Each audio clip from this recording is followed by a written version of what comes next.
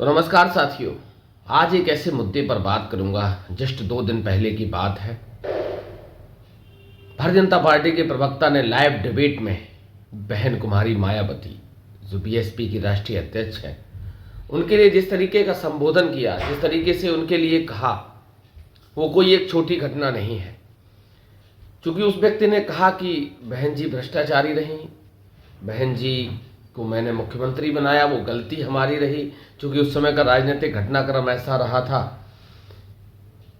कि बीएसपी के राष्ट्रीय अध्यक्ष मायावती जी बीजेपी के समर्थन से सरकार बनाई थी पहली बार।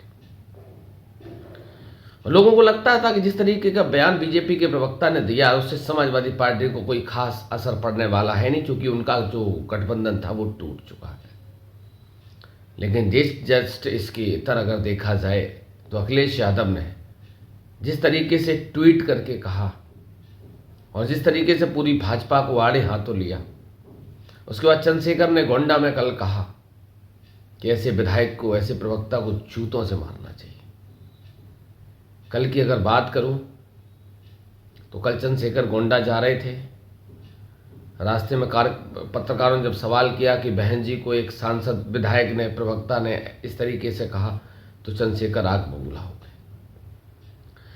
चूंकि अगर पूरे समाजवादी पार्टी और बीएसपी के पूरे राजनीतिक घटनाक्रम को, पूरे 30 से 35 साल की जो राजनीति है उसको देखा जाए, तो एक दूसरे के धुर विरोधी रहे हैं।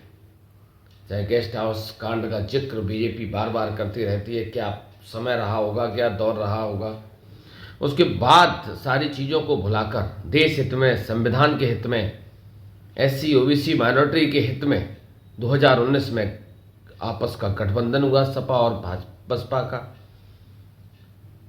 लेकिन कुछ ऐसी परिस्थितियां और स्थितियां रहीं कि जिस तरीके के नतीजे इन लोगों ने सोचे थे, वो नतीजे पूरे देश के सामने नहीं आ सके और जस्ट उसके बाद गठबंधन टूट गया। लेकिन अगर अब देखा जाए तो 2027 का विधानसभा चुनाव ज़्यादा दूर नहीं है। 2 साल का समय शेष बचा है और जिस तरीके से बीएसपी की दशा उत्तर प्रदेश में है, चाहे विधानसभा की बात करूं या फिर लोकसभा की बात करूं, विधानसभा में 1 विधायक और लोकसभा में 0 सीटों के साथ बसपा इस समय मैदान में है।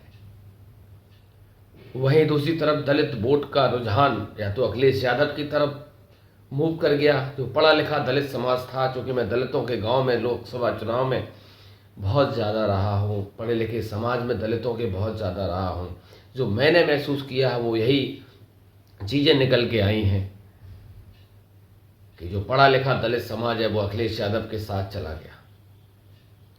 कुछ दलित समाज चंद्रशेखर के साथ चला गया, क्योंकि चंद्रशेखर राजस्थान में चुनाव लड़े, मध्य प्रदेश में चुनाव लड़े, वहाँ के जो उनके प्रत्याशी रहे उनको बहुत ज़्यादा मार्जिन में वोट मिले। कहीं कहीं तो ऐसी स्थिति में भी प्रत्याशी रहे, कैंडिडेट रहे कि उन्होंने वर्तमान जो लड़ाई में था उसको चुनाव हरा दिया। क्योंकि राजनीतिक घटनाक्रम पल पल बदलता है। उत्तर प्रदेश की राजनीति पूरे देश के केंद्र बिंदु है। चूंकि सबसे बड़ा प्रदेश है, 80 लोकसभा सीटें, 80 सांसद यहाँ से निकल कर जाते हैं।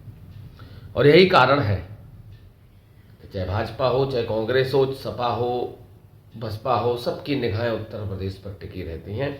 और देश की तीसरी सबसे बड़ी पार्टी बनकर इस समय समाजवादी पार्टी जब से उभरी है, तब से और ज़्यादा चीज़ें बदल रही हैं। ये कोई छोटी बात नहीं है। अखिलेश यादव को अगर देखा जाए तो अखिलेश यादव ने आज तक किसी भी नेता पर अभद्र टिप्पणी, गंदी टिप्पणी, घटिया टिप्पणी नहीं करी। अखिलेश यादव निरंतर कहते रहे कि बहन जी का सबको सम्मान करना चाहिए, वो बड़ी नेता हैं, वो अनुभवी नेता हैं, बहुत सारी चीज़ें अखिलेश यादव निरंतर कहते रहते हैं। और जब से अखिलेश यादव ने बहन कुमारी मायावती की तारीफ करी है, उनका साथ दिया है, कंधे से कंधा मिलाकर खड़े हुए हैं, ऐसा ही नहीं कि एक तरफ से ही हुआ हो।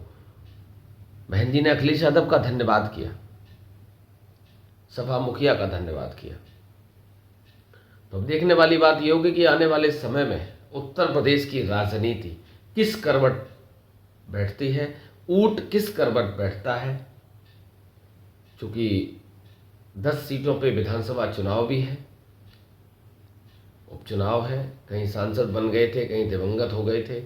तो आने वाले समय में चुनाव भी है, तो देखने वाली बात ये होगी कि जो उपचुनाव है 10 सीटों पे, चूंकि बसपा कभी चुनाव नहीं लड़ी, ये पहला मौका है कि बसपा उपचुनाव लड़ने जा रही है। अब इसका फायदा भाजपा को मिलेगा या इंडिया गठबंधन को मिलेगा, ये तो नतीजे आएंगे तभी पता चलेगा। तो लगातार मेरे साथ आप लोग बने रहिए। अगर आपको लगता है कि वास्तविक मुद्दे की बात करता हूँ तो चैनल को सब्सक्राइब कर लेना। तब तक के लिए नमस्कार।